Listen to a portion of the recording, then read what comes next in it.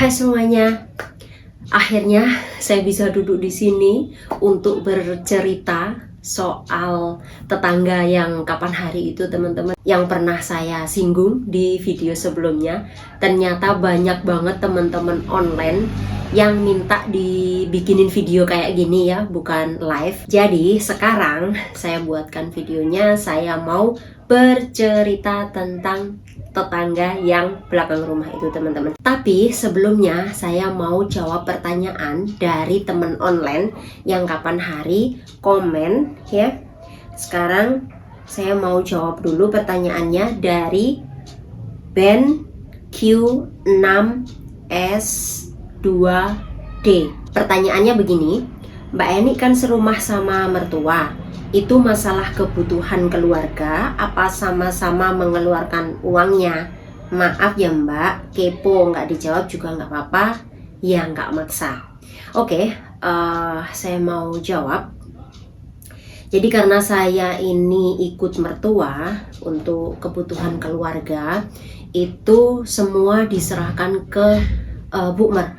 Jadi Pak Mer itu ngasih jatah tiap bulan ke Bu Mer, suami juga ngasih jatah tiap bulan ke Bu Mer. Nah, semua keperluan, semua kebutuhan keluarga itu Bu Mer yang handle, mulai dari belanja, kebutuhan pokok, kebutuhan makan, semua listrik, air, dan muanya di rumah ini itu Bu Mer yang handle. Jadi saya nggak mengeluarkan uang untuk belanja. Kalaupun saya mau beli sayur gitu, udah disediakan di laci, di situ ada dompet. Nah itu dompet keluarga. Jadi kalau misalkan mau beli sayur, tinggal ngambil di situ. Nah sisanya itu disimpan sama Bu Mer untuk keperluan yang lain, misalkan buat bayar listrik, buat bayar air, terus ada kerusakan perintilan gitu, terus beli perabotan rumah tangga, semuanya itu Bu Mer teman-teman. Perabotan rumah tangga itu semua yang beli Bu Mer. Makanya ada temen yang komen, Mbak kalau belanja misalkan beli sayur di pasar itu kok muanya yang mengeluarkan uang Bu Mer, Mbak Eni nggak pernah bayar.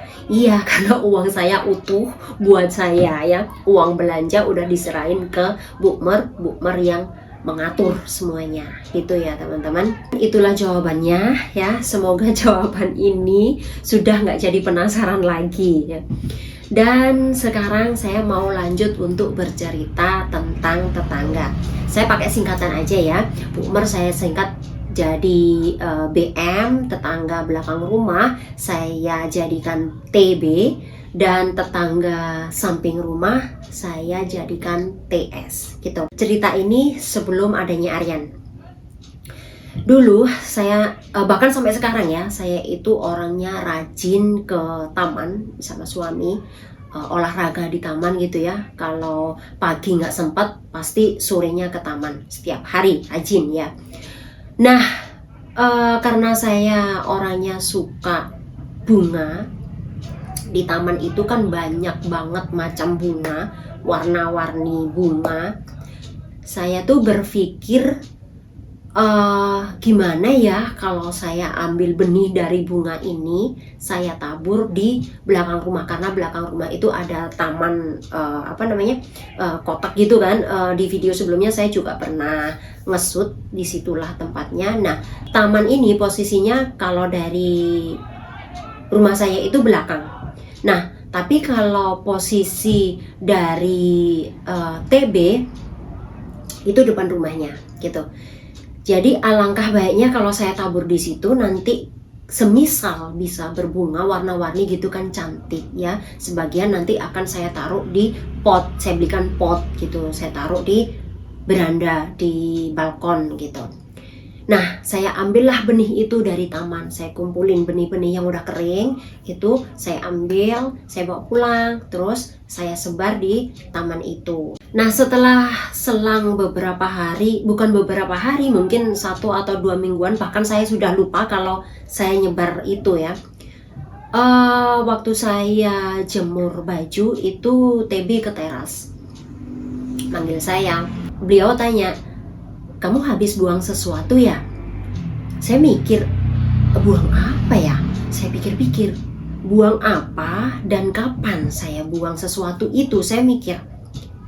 Dan tiba-tiba saya ingat, oh iya, saya bilang, iya, saya pernah buang biji bunga. Maksudnya menaburkan benih bunga gitu. Terus beliau kayak yang mikirnya kayak yang, oh ternyata kamu gitu. Kayak rada-rada gimana gitu loh. Di situ saya jawab, suami juga tahu, dia juga dengar saya jawab apa. TB itu nanya apa ke saya, dia juga dengar. Habis itu udah. Dan selang beberapa hari kemudian, BM itu kan setiap hari keluar ya beli susu gitu. Kalau misalkan nggak keluar itu ada yang antar. Waktu pulang dari beli susu, negor ke saya. Beliau tanya, kamu buang pakaian jelek ke taman belakang rumah ya gitu. Saya kaget.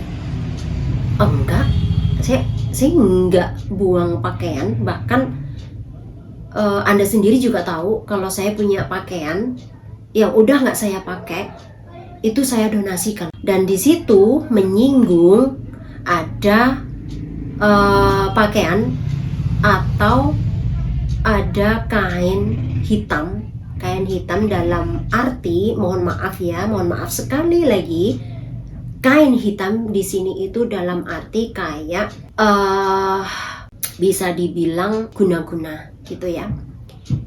Hati saya deg gitu. Itu digosipin ke TS teman-teman. Sana sini ternyata. Dan itu BM dengar, makanya negor saya waktu pulang dari toko itu gitu. Saya mikir, saya itu hanya nabur bunga, saya itu hanya nyebar biji bunga. Bahkan suami juga tahu gitu. Dan suami mengiyakan itu. Saya nggak melakukan apapun, saya nggak membuang apapun selain biji bunga tadi, ya, benih bunga tadi. Ternyata segitunya saya digosipin kesana kemari. Yang bikin saya sakit hati itu yang kain hitam itu teman-teman. Kok sampai segitunya gitu?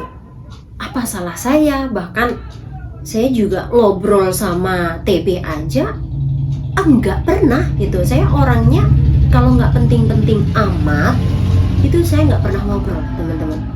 Keluar pun kalau bertatapan muka sama TS gitu ya, cuma bilang namaste gitu, apa kabar, udah ya, atau paling enggak minimal senyum gitu ya.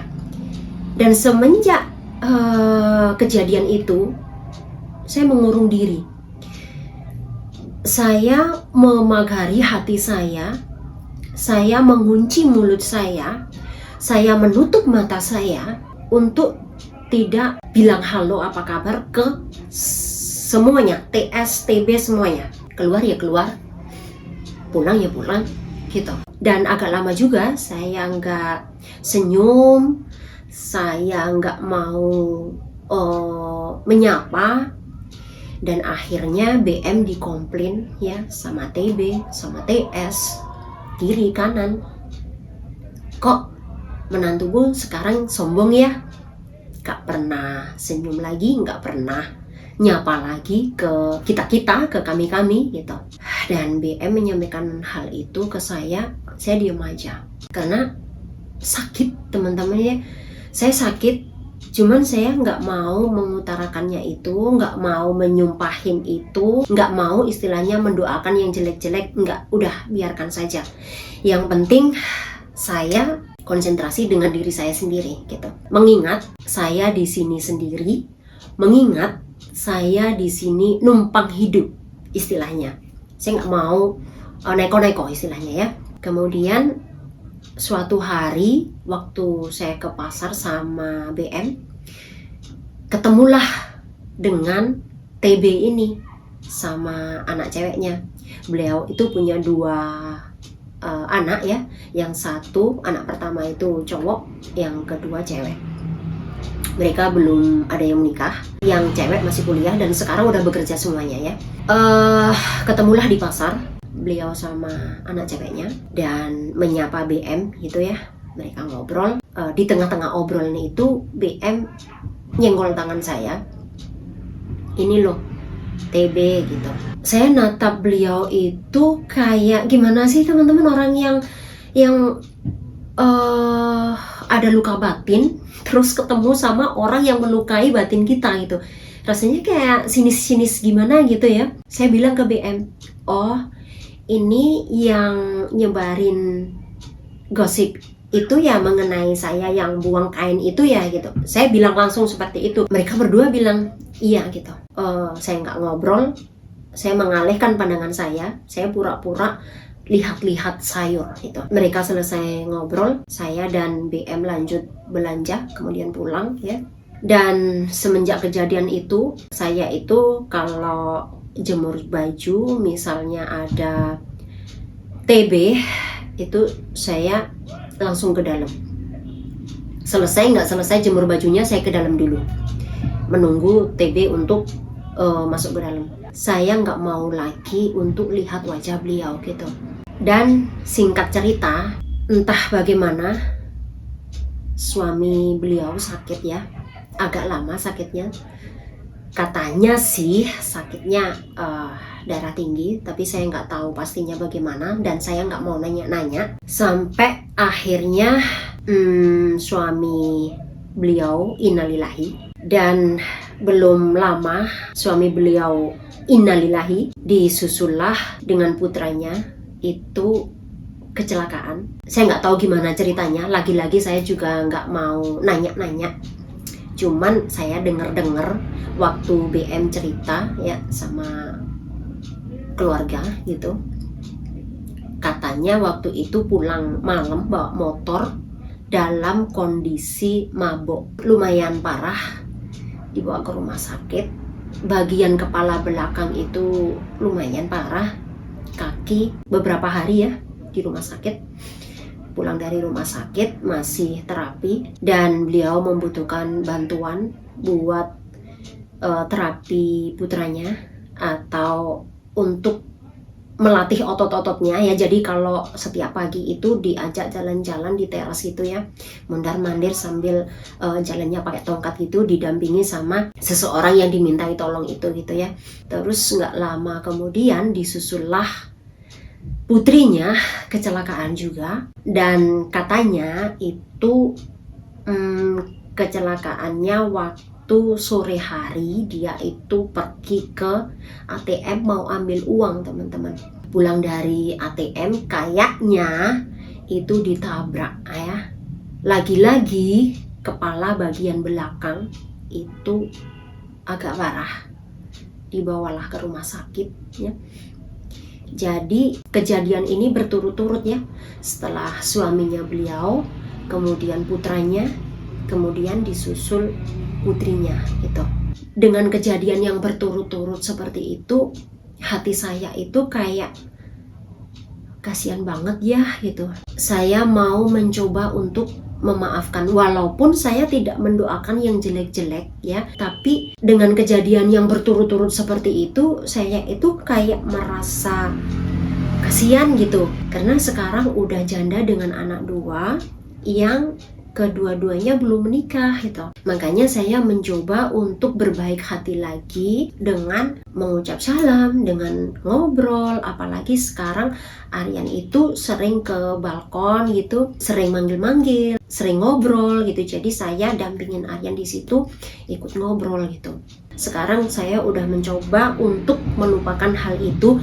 Toh balasan udah terjadi bahkan berturut-turut, tapi begitu ada kejadian lagi nggak lama ini teman-teman, mbaknya yang bekerja di rumah beliau yang bersih-bersih itu kan baik, sering main sama Aryan gitu ya, masih sekolah, jadi dia itu sekolah sambil kerja gitu istilahnya. Suatu ketika entah bagaimana ceritanya, dia itu nggak masuk kerja. BM tanya ke TB, si mbaknya kemana? Kok lama nggak kelihatan? TB bilang digigit anjing katanya. Kalau digigit anjing itu, kalau kena rabies itu bisa berbahaya sekali. BM ini tanya, kamu udah bawa dia ke rumah sakit? Ternyata singkat cerita TB ini istilahnya nggak mau tahu, nggak mau bawa si mbaknya ke rumah sakit, nggak mau mengeluarkan uang buat obat, beli obat istilahnya. Pokoknya udah nggak mau tahu. Akhirnya BM ini cerita ke suami, kok sampai segitunya gitu. Padahal si mbak ini bekerja di rumah itu. Saya, suami, BM juga kok tega ya gitu. Dengan kejadian seperti itu, saya ilfil lagi teman-teman. Kok ada ya orang seperti itu? Sampai sekarang males sih ya. Makanya saya itu nggak pernah gosip, nggak pernah cerita, nggak pernah ngobrol sama orang-orang di sekitar rumah. Kalau misalkan ngobrol ya ngobrol seperlunya aja. Kalau misalkan mereka tanya ya saya jawab. Selanjutnya saya nggak mau ngobrol terlalu panjang lebar, apalagi ngurusin pribadi orang. TS yang sebelah kiri udah pindah rumah ya, beli rumah baru. Sementara yang di sini, yang di sebelah itu digunakan hanya untuk berbisnis. Dan TS yang sebelah kanan itu kan salon kecantikan, itu masih ya buat salon kecantikan aja. Untuk tempat tinggalnya udah di lantai atas. Jadi jarang sekali saya itu ketemu sama mereka. Dan akhirnya sampai sekarang kami jaga jarak. Oke teman-teman, begitulah cerita saya. Makasih udah mendengarkan cerita saya dari awal sampai akhir. Sampai ketemu lagi di video selanjutnya. Bye bye.